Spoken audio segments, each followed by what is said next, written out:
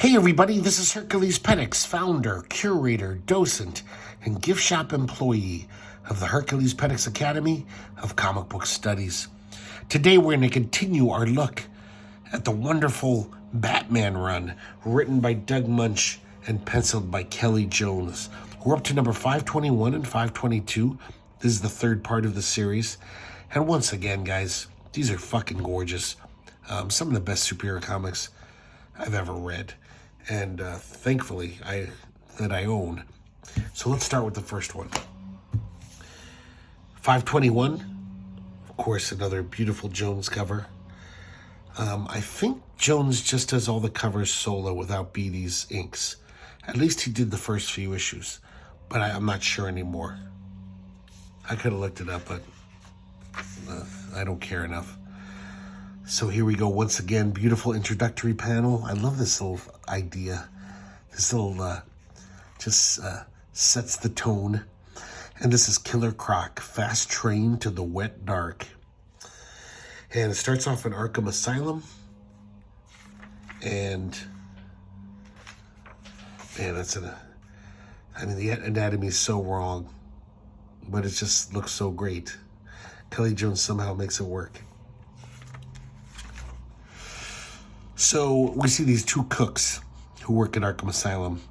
They're talking about how Killer Croc is just, all he cares about is sleeping and eating. And when he wakes up, he's always just yelling for food. He's just always hungry as hell.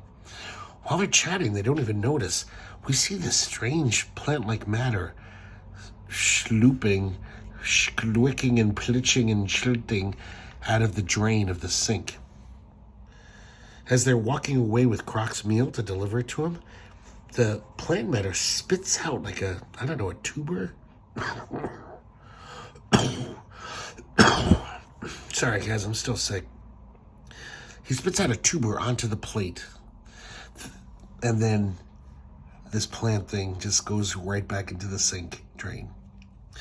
So the cook delivers it to Croc. Man, he makes Croc so frightening. Just looks like he'd bite your head off in like 1 second. So as he's eating the food, he gets to that tuber, and all of a sudden he starts tripping balls. Look at this kind of cool, groovy, psychedelic art. Dark, the wet dark, deep in the dark, the wet dark, lost in the dark, the wet dark home. Lost in the dark home. And it seems like all of a sudden Killer Croc is placid for a second. He's like, my home, got to reach it. And it breaks out of his cell. I don't know why he didn't do this for the past year every day. I guess if he could always break out of his cell. So the guards show up. They try to electrocute him. It does nothing. And he just starts tossing them around like rag dolls and makes his escape of Arkham. Meanwhile, back at stately Wayne Manor, we see a little humorous hijinks. If you remember, Alfred has been gone. Him and Bruce got in a tiff. And apparently both of them are too proud to apologize and to mend the rift. And so Bruce Wayne is there with Tim Drake, the Robin at the time. Tim is even kind of chastising him for that. He's like, why don't you just call up Alfred? And the humorous interlude is about how they can't even do laundry. They put in too much detergent. It's making a big mess. Seems a little silly that, Batman, the smartest man on earth, couldn't figure out how to do a load of laundry. But then again, he's never had to his whole life. I like this little touch here, just this transition panel. Just this cool snake. All of a sudden, they hear the doorbell ring. And it's Alfred. Look at the way Kelly Jones draws Alfred. It's almost like Bigfoot cartooning. It's really over-the-top cartoony. I kind of love it, though. And Alfred's pretending that he doesn't even know Bruce Wayne. He says, I presume this is the Wayne residence. I'm here to fill the position offered in today's want ads. And there's a want ad, supposedly from Wayne Manor, And Bruce realizes, he's like, oh man, Alfred placed that ad himself to preserve his dignity and mine. So this is the way where neither of them have to say sorry and everything go back to normal. Of course, they're both very happy. They've both missed each other. And Tim is more effusive about it. He says, oh, we missed you, Alfred. Welcome back. Of course, Bruce kind of plays it cool because, he's Batman. So they see on the newspaper headline that the Killer Croc has escaped Arkham. Meanwhile, we see Killer Croc just trying to find the wet dark, the swamp. And he just doesn't know where it is. He doesn't know where he is. He's in a city. And so he's just rampaging through the city, asking random people, where's the wet dark? Meanwhile, we have a little interlude about the whole political situation going on. If you remember from last time, Sarah Gordon is now the new commissioner. The mayor shit-canned James Gordon. And so now James Gordon is running for mayor. So kind of an interesting development here.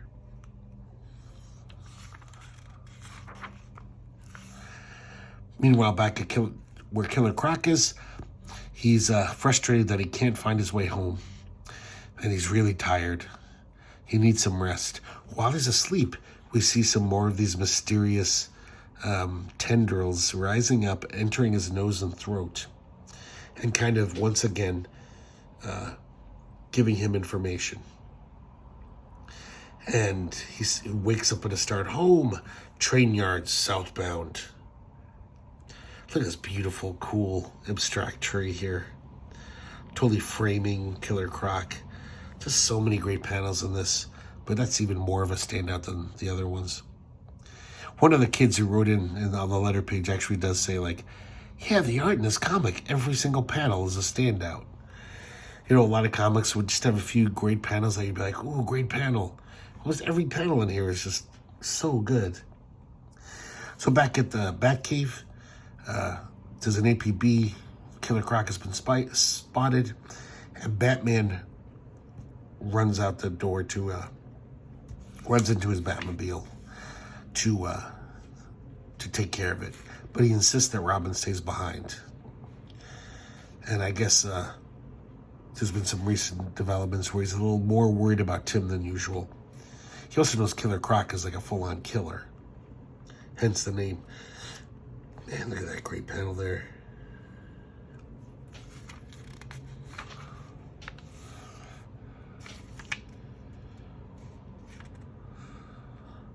So, Killer Croc has hijacked a train.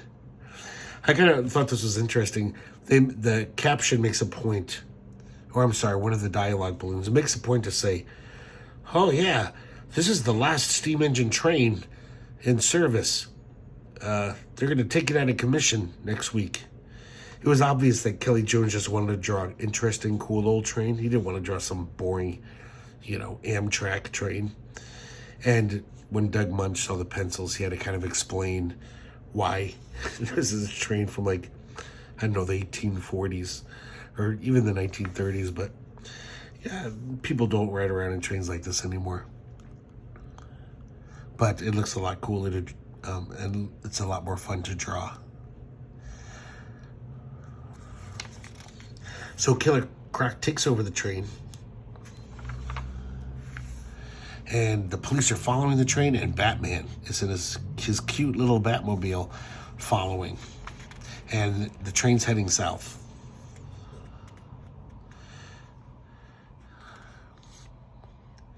I love this little, Killer Croc is reminiscing about being a child, how everyone used to make fun of him. Because he was kind of a freak. He was this little crocodile boy. But I love this picture of him dressed up in his little schoolboy outfit. He's so adorable. But all these mean people are laughing at him and mocking him. So it's interesting how this comic kind of makes you sympathize with Killer Croc. He's kind of the protagonist of this comic. And because he's basically, Batman realizes that, yeah, he's become more bestial, and basically his reptilian brain is taking over. Because, you know, when Killer Croc came out, he was like a gangster who looked like a crocodile, a super strong gangster. You know, he smoked cigars. He liked having pretty women. But now he's just an animal who just wants to sleep and eat and be left alone. That's why he wants to get to the wet dark so bad. So he doesn't want to really hurt anyone, even though he's very capable of doing it if they get in his way. But he really just wants to get away and never be bothered again and not bother anyone else again. So Batman's still following in his car. He's running out of gas. The conductor tells Killer Croc, he says, you got it going too fast. It's going to jump the rails, especially in this rain. Of course, Killer Croc just slaps him across the room and says, shut the hell up. And so Batman's finally almost out of gas. He realizes it's now or never. So this kind of wicked scene, he basically just rides the Batmobile off this kind of cliff, hoping that it'll just land in some a tree or some brush, and he jumps onto the train. Man, look at this panel right here. That is just so nice. And of course, Batman's got good luck. The Batmobile safely lands in this tree. Doesn't explode or anything. So Batman enters the train. Killer Croc's threatening the passengers and the conductor. And Batman attacks. Starts beating up Killer Croc. And right then, as they're fighting, the train goes off the rails. And luckily, it just skids. A long skid, but no real crash. Cushioned by the brush. So nobody's really hurt. So Batman says, stay here, wait for the helicopters. I'm going to get Killer Croc. Because Killer Croc has run out and escaped. And if you see the sign, they're 9 miles from Huma. If you haven't pieced it together already from that strange bioorganic material coming out of the sink with the tubers, and they're right near Huma. If you haven't already pieced it together, it says next, Swamp Things. Another beautiful coming attraction panel. And then we see this little panel of Alfred saying, home, home at last. When I was reading this, it just seemed kind of jarring. It was like, wait, where was Batman? Why would you even show that? But it's mirroring Killer Croc, his whole, quest just to get home to his homeland of the swamp. We have 2 pages of letters, and let's get to the next one. 522. Look at that. Oh, so beautiful. So here we have the Swamp Thing. And I love how Kelly Jones draws the Swamp Thing. Look at this. There's like 2 giant turtles just crawling on his back calmly. It's almost like he's got a whole ecosphere on his back and shoulders.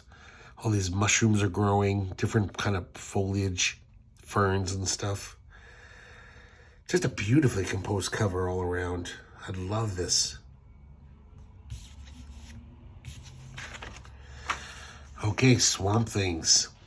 I like how the logo almost looks like some 70s Swamp Thing logo. Look at this crazy tree here.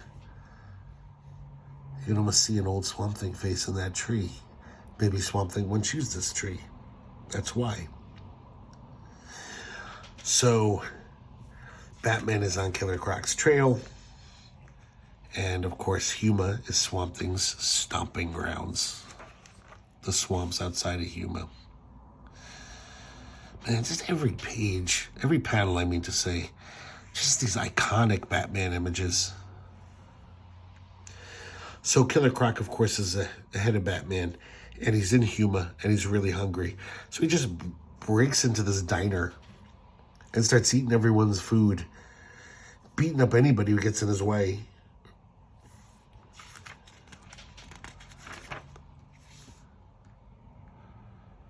Man, look at the shading on this panel. So dark. So Killer Croc's yelling at this guy. The wet dark, where is it? The guy realizes what he wants. He says, the swamp is just a little south of here. So he punches the guy and says, good. So Killer Croc is, kind of almost the protagonist of this, but he's still a horrible guy. But it's only because it's almost like society is making him bad. If he could only get to the swamp, he'll be fine. So he does. He makes it to the swamp. And look, he's just happy as a clam. Dark, wet, quiet, with no screams. People will leave me alone here, finally. No more name calling. So he's almost like a child, Man,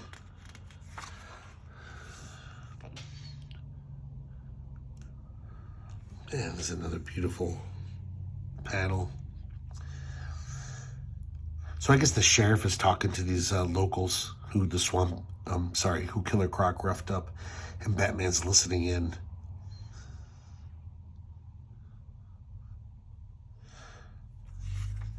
And now we cut back to Killer Croc in the swamp, just happy as a clam, swimming around. He's enjoying the quiet. He sees a little tunnel under a tree. He wants to find a place to curl up for the night. And it already belongs to an alligator, this little cove. And fucking Killer Croc just grabs him and evicts him from his home. Because I guess Killer Croc used to wrestle alligators. That was his job in Florida. Once again, man, look at these beautiful colors by Greg Wright. And so Killer Croc throws the alligator away, curls up like in a fetus position. He's so content. And he says, a place where I can be free and safe and alone, where I can curl up and rest, sleep. Yeah, more of these beautiful colors. It's so weird how Gregory Wright is just so good at drawing green. Maybe that's why he did Savage Dragon for so many years. I know it sounds silly, but his greens are so good. So Batman's got a little skiff. He's going through the swamp trying to hunt down Killer Croc. Almost every panel is this cool pose of Batman. Once again, like almost iconic poses. This is a crazy one here.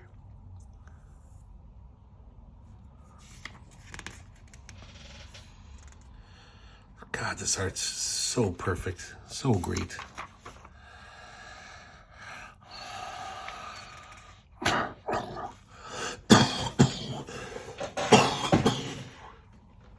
Sorry, guys, I'm still really sick.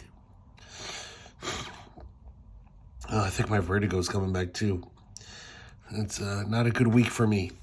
But thank God I have these beautiful comics to look at. So then all of a sudden we see, once again, this biological matter, this tendril with an eye, watching this whole scene unfold. Killer Croc grabs a heron for his dinner. He's just eating it raw. Feathers coming out of his mouth. I like that touch. And then Batman finally tracks him down. And he throws a flash bomb at him, hoping to blind him. And then lassos him with his bat line. Ties it to this tree branch. And basically says, I'm returning you to Gotham, Killer Croc. And Killer Croc says, like hell, and he yanks, and the branch breaks. Batman remarks, he's like, wait a second. This tree was alive, green. There's no way that branch should have broke. But he realizes that Killer Croc has devolved even further, which is also making him stronger. It's almost like the swamp is increasing his devolution. Almost looks like cute and cuddly here. Kind of silly, but I like it. Killer Croc even says, now I'm hungry for Bat. Like he's going to eat Batman. Batman starts beating the shit out of him. Well, Killer Croc gets some good blows too. And then, right as Killer Croc has got Batman in like a spine-breaking hold. Oh man, guys, look at this. Right as that happens, Swamp Thing shows up. And this is even more it's even more crazy than the cover. This is a full-on, like little, I don't know, nook of the forest on his back. We see another turtle. Oh my God, it's just like a whole forest glen Sees more turtles crawling up his leg. Frog. I love it. That is just zany. But then the rest of them is like smooth Bernie Wrightson Swamp Thing.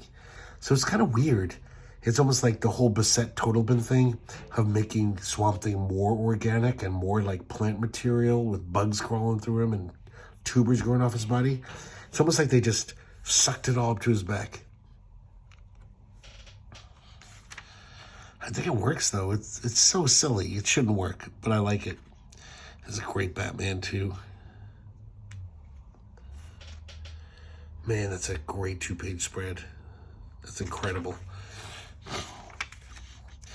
And so, basically, Swamp Thing has these tendrils of, like, I don't know, roots. Grab Batman and Killer Croc. He's restraining them. He goes up to Killer Croc, gives him another dose of that hallucinogen. The spores. And he basically says, I brought you home, Killer Croc. All that you need is here. Interesting, a Swamp Thing, all of a sudden that shit's off his back. Now he's just all smooth. It just comes and goes, I guess. So Killer Croc is like, peace. He basically really, those spores placated him. And Swamp Thing says, go lose yourself in your new home in the forest of the jungle. I'm sorry, of the swamp. So Batman frees himself from the tendrils and punches Swamp Thing. His hand goes right through Swamp Thing's body. And now he's stuck. And it's almost like they're having a little philosophical debate. You know, Batman saying, he's hurt people, he's broken laws, he must come back with me to Gotham and to prison. And Swamp Thing says, he does not know your laws. He's a predator, not a killer, neither good nor evil. All he wants to do is eat, sleep, and be left alone. He's a primordial being. He's lost and tormented anywhere but here, where he belongs. And Swamp Thing says something about, like, Batman says, what business is this of yours? And Swamp Thing says something about Croc's plight was, it created a profound disturbance in the green. The green, Swamp Thing is the god of the green, which is like basically nature. So I don't know if that's going to come back later. I don't know why Killer Croc's little individual plight was such a problem to the green, since he's not a plant or anything. I mean, he's part of nature, though.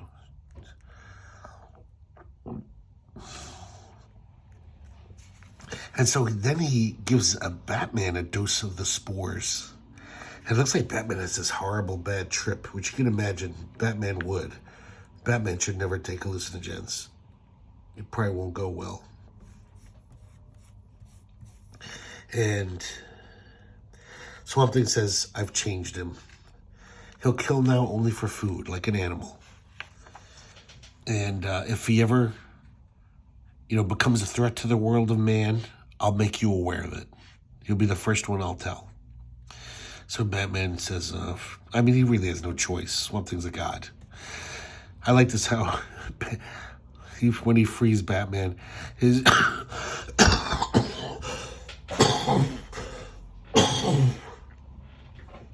I'm sorry, guys, I can't do this again. So you just, I don't know, you could turn the volume off. But, I would normally do this one over because I coughed in the middle. But I'm just going to do it more. And I just want to show this comic off.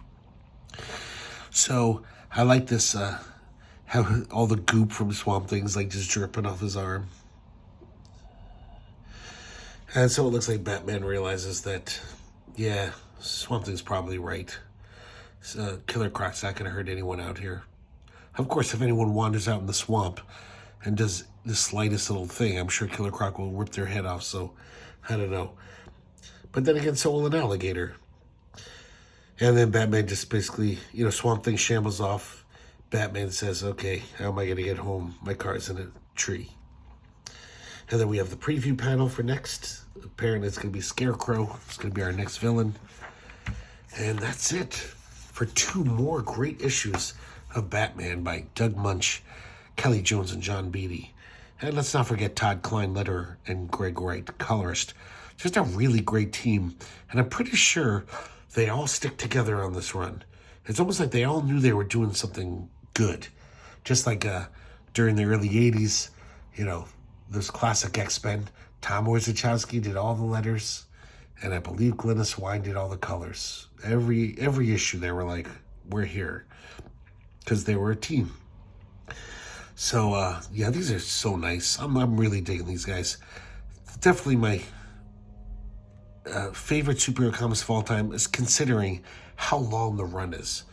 You know, I mean, there's some great little isolated, great superhero comics like Steranko's Captain America.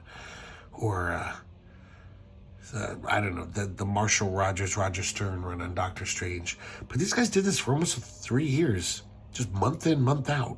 Creating these kind of mini classics, mini epics, and I fucking love them, and I hope you guys like them even half as much as I do, and I hope to see you next time here at the Herculespetix Academy of Comic Book Studies.